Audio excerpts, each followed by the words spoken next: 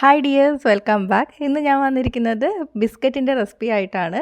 ഓവനൊന്നും വേണ്ട ഈ ബിസ്ക്കറ്റ് തയ്യാറാക്കി എടുക്കാൻ. ഇത് കാണുമ്പോൾ തന്നെ മനസ്സിലായില്ലേ, നമ്മൾ ബേക്കറിയിൽ നിന്നൊക്കെ വാങ്ങുന്ന പോലത്തെ കാഷ്നട്ടിൻ്റെ ഷേപ്പുള്ള ബിസ്ക്കറ്റാണ്. അതേ രുചിയിൽ തന്നെ നിങ്ങൾക്ക് വീട്ടിൽ തയ്യാറാക്കി എടുക്കാം കേട്ടോ. മധുരമുള്ളത് മാത്രമായിട്ടും എരിവുള്ളതും ഒക്കെ വാങ്ങാൻ കിട്ടില്ലേ. രണ്ട് രീതിയിലും തയ്യാറാക്കി എടുക്കുന്നത് എങ്ങനെയാണെന്ന് നോക്കാം. കുറച്ച് ചേരുവകൾ മാത്രം മതി. വളരെ സിമ്പിളാണ്. കുറച്ച് സമയം ചിലവഴിച്ചാൽ നമുക്ക് ഒരു മാസത്തേക്കുള്ള ബിസ്ക്കറ്റൊക്കെ തയ്യാറാക്കി എടുക്കാൻ പറ്റും കേട്ടോ. കഴിച്ചു തുടങ്ങിയാൽ നിർത്താനേ പറ്റില്ല, അത്രയ്ക്ക് ടേസ്റ്റാണ്. നോക്കാം റെസിപ്പി എങ്ങനെയാണെന്ന്. അപ്പോൾ ഞാനിവിടെ 2 കപ്പ് മൈദമാവ് എടുത്തിട്ടുണ്ട്. ഇതിലോട്ട് 1/2 കപ്പ് പൊടിച്ച പഞ്ചസാര ചേർത്ത് കൊടുക്കാം. പഞ്ചസാര പൊടിച്ച് തന്നെ ചേർക്കുക, അല്ലെങ്കിൽ നന്നായിട്ട് മിക്സായി കിട്ടില്ല. ഇനി ഇതിലോട്ട് ഞാൻ 3/4 ടീസ്പൂൺ അയമോദകം ചേർത്ത് കൊടുക്കുകയാണ്. അയമോദകം ചേർത്ത് കൊടുത്താലേ നമ്മൾ ബേക്കറിയിൽ നിന്നൊക്കെ വാങ്ങുന്ന പോലത്തെ അതേ ടേസ്റ്റ് കിട്ടുള്ളൂ കേട്ടോ. അപ്പോൾ ഇല്ലെങ്കിൽ നിങ്ങൾക്ക് ഒഴിവാക്കാം. പക്ഷേ ഈ അയമോദകം എല്ലാ കടകളിലും വാങ്ങാൻ കിട്ടുന്നതാണ്. ഇതുപോലെയാണ് ഇരിക്കുന്നത് കേട്ടോ. 1/4 ടീസ്പൂൺ ഉപ്പ് ചേർത്ത് കൊടുക്കുകയാണ്. 2 ടേബിൾ സ്പൂൺ ബട്ടറും 2 ടേബിൾ സ്പൂൺ നെയ്യും ചേർത്ത് കൊടുക്കുകയാണ്. നെയ്യ് ഒഴിവാക്കണമെങ്കിൽ നിങ്ങൾ മാവ് അളന്നെടുത്ത കപ്പിൽ 1/4 കപ്പ് ബട്ടർ ചേർത്ത് കൊടുത്താൽ മതി. ഇനി ബട്ടർ ഇല്ല എങ്കിൽ 1/4 കപ്പ് നെയ്യ് ചേർത്ത് കൊടുക്കുക. പക്ഷേ ബട്ടർ ചേർത്താലേ നമ്മൾ കടയിൽ നിന്നൊക്കെ വാങ്ങുന്ന അതേ ടേസ്റ്റ് കിട്ടുള്ളൂ കേട്ടോ.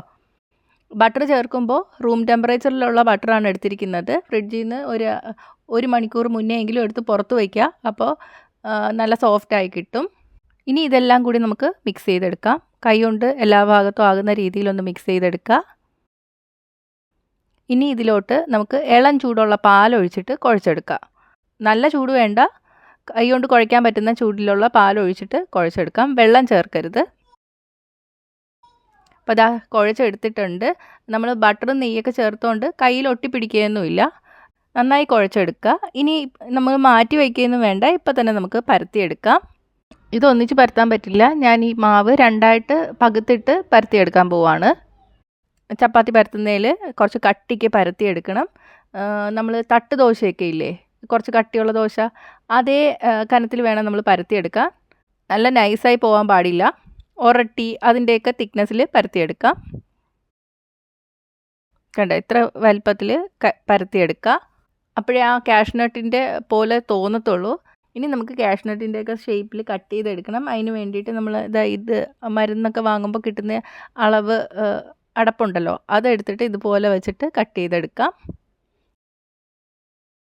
ഇപ്പം അതില്ലാത്തവർക്ക് റൗണ്ട് ഷേപ്പിലുള്ള സ്പൂണില്ലേ, അതുണ്ടെങ്കിൽ ഇതേപോലെ വെച്ചിട്ട് ഒന്ന് നീക്കി കൊടുത്താൽ മതി. ഇതുപോലെ കട്ട് ചെയ്തെടുക്കാൻ പറ്റും.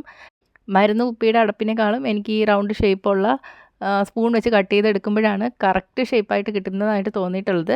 സ്പൂണായിരുന്നാലും മരുന്ന് പാത്രമായിരുന്നാലും ചെറിയ സൈസിലുള്ളത് എടുക്കാൻ നോക്കാം കേട്ടോ. അധികം വലിപ്പമുള്ളത് എടുത്താൽ നമുക്ക് ആ ഷേപ്പ് അതുപോലെ തോന്നിയില്ല.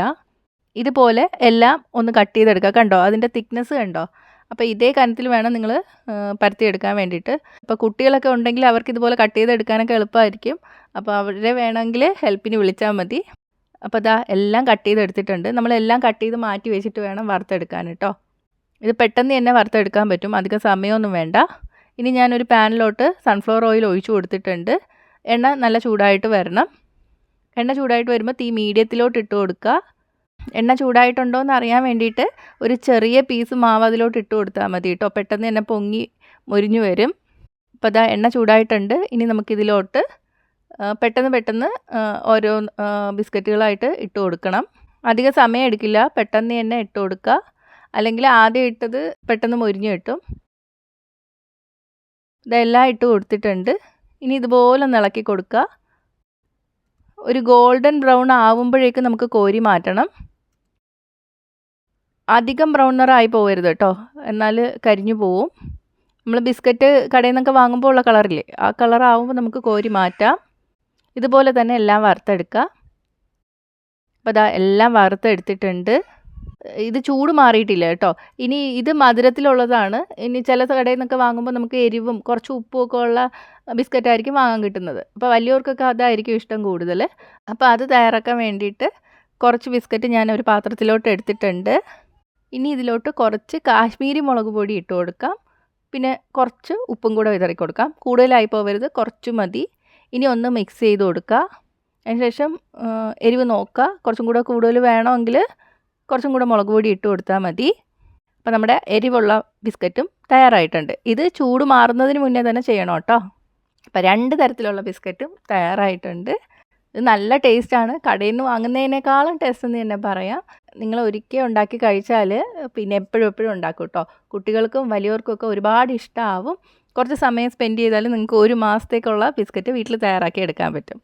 ഇനി ഇത് തണുത്തതിന് ശേഷം എയർ ടൈറ്റ് ആയിട്ടുള്ള ഒരു കുപ്പിയിലൊക്കെ ഇട്ട് അടച്ചു വെച്ചിരുന്നാൽ മതി. 1 മാസത്തോളം കേടാവാതെ ഇരിക്കും. അപ്പോൾ ഒന്ന് ട്രൈ ചെയ്ത് നോക്കണം. ട്രൈ ചെയ്തിട്ട് നിങ്ങളുടെ അഭിപ്രായങ്ങൾ കമൻറ്റ് ചെയ്യുക. ഇഷ്ടമായെങ്കിൽ ലൈക്കും ഷെയറും ചെയ്യുക. ഇഷ്ടപ്പെട്ടില്ലെങ്കിൽ ഡിസ്ലൈക്കും ചെയ്യുക. കൂടുതൽ റെസിപ്പികൾക്കായിട്ട് ചാനൽ ഇതുവരെ സബ്സ്ക്രൈബ് ചെയ്തിട്ടില്ലെങ്കിൽ സബ്സ്ക്രൈബ് ചെയ്യാനും മറക്കല്ലേ. അടുത്തൊരു റെസിപ്പി ആയിട്ട് കാണാം. ബൈ.